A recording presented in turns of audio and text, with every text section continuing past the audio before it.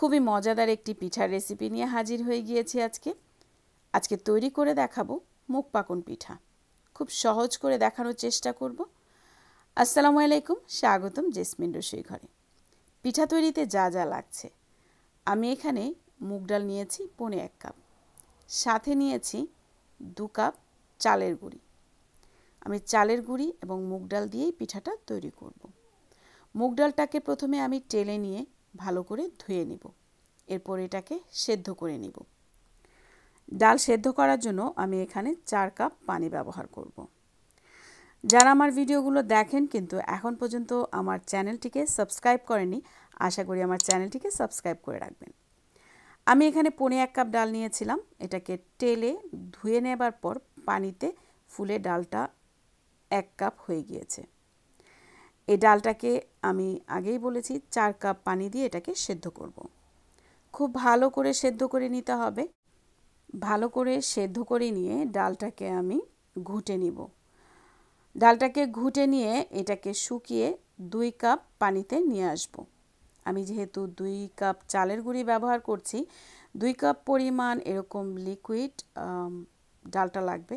এখানে আমি লবণ দিয়ে দিচ্ছি 1/4 টিস্পুন। লবণ দিয়ে আবার একটু মিশিয়ে নিচ্ছি। লবণ খুব বেশি এখানে লাগবে না, যেহেতু এটা মিষ্টি হবে, মানে চিনির শিরায় ভেজাবো।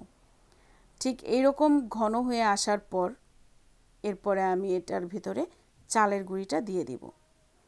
চালের গুঁড়িটা দিয়ে একটু ভালো মতো মিশিয়ে নিয়ে আমি একটা ঢাকনা দিয়ে কিছুক্ষণের জন্য ঢেকে রাখব। যেহেতু আমি শুকনা চালের গুঁড়ি এখানে ব্যবহার করছি, তাই এটাকে একটু ঢেকে নিয়ে ভালো মতো সেদ্ধ করে নিব। সেদ্ধ হয়ে যাবার পরে আমি একটা বোলের ভিতরে ঢেলে নিচ্ছি চালের গুঁড়ির মিশ্রণটা। এরপরে একটা স্প্যাচুলার সাহায্যে নেড়ে নিয়ে আমি কিছুটা ঠান্ডা করে নিব এই চালের গুঁড়ি এবং ডালের মিশ্রণটিকে। যেহেতু ডোটা অনেক গরম, মানে মিশ্রণটি অনেক গরম, তাই আমি একটা স্প্যাচুলার সাহায্য নিচ্ছি এটাকে মসৃণ করার জন্য। ডোটা মসৃণ হওয়ার পর, মানে হাত দিয়ে মেখে নিয়ে ঠিক এরকম যখন হয়ে আসবে, তখন আমি এর ভিতরে একটা ডিম দিয়ে দিব। ডিম দিয়ে আমি আবারও খুব ভালো করে পুরো মিশ্রণটার সাথে এভাবে মেখে নেব। পিঠা তৈরির জন্য আমরা যে ডোটা রেডি করি সব সময়, এটা মেখে নিয়ে বা মথে নিয়ে যত ভালোভাবে মিশ্রণটা করা যাবে, মেশানো যাবে, বা যত সফট ডো তৈরি হবে, পিঠা তত ভালো হবে। বা পিঠা তৈরির পরে শিরার ভিতরে দিলে শিরাটা খুব ভালো মতো পিঠার ভিতরে ঢুকবে। এবার দেখিয়ে দিচ্ছি আমি এখানে শিরা তৈরি করে নিয়েছি। শিরা তৈরির জন্য আমি 2 কাপ চিনি নিয়েছি, সাথে দিয়ে দিচ্ছি 3 কাপ পানি। আমি আরও দিয়ে দিব 2টো এলাচি। এবার শিরাটাকে আমি ভালো করে জাল করে নিব। শিরাটা জাল হতে হতে আমি এবার পিঠাটা তৈরি করে নিচ্ছি। কিছুটা ডো নিয়ে আমি আবারও হাতের সাহায্যে ভালো মতো মথে নিলাম। দেখিয়ে দিয়েছি কতটা সফট ডো তৈরি হয়েছে। এবার এটাকে আমি একটা রুটির আকারে বেলে নিব। রুটির আকারে বেলে নিয়ে এরপরে পিঠা কেটে নিব।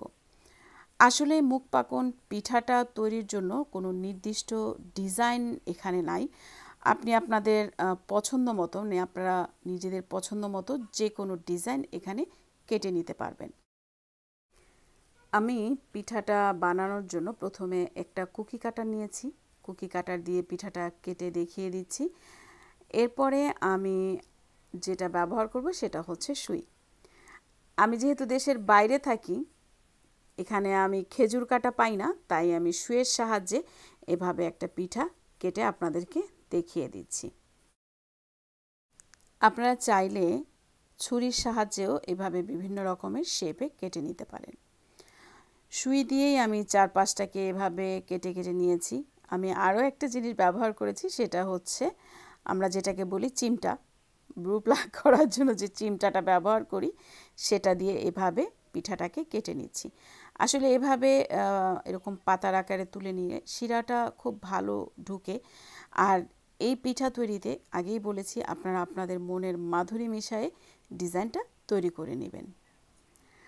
আমি সবগুলো পিঠাই এভাবে ডিজাইন করে নিচ্ছি। সবগুলো পিঠা কাটা হয়ে যাবার পরে আমি এটাকে ভেজে নিব।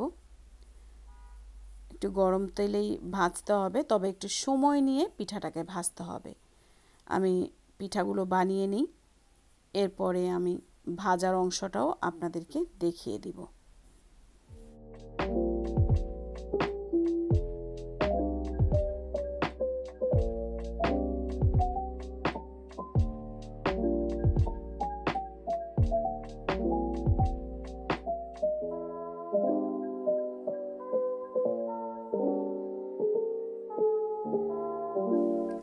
সবগুলো পিঠা তৈরি করে ফেলেছি, এবার ভেজে নেওয়ার পালা।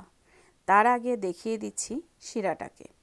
শিরাটা ঠিক এইরকম হয়ে আসার পর চুলার আঁচটাকে কমিয়ে রাখতে হবে। তেল গরম করে নিয়ে এর ভেতরে আমরা একে একে পিঠাগুলোকে দিয়ে দিচ্ছি।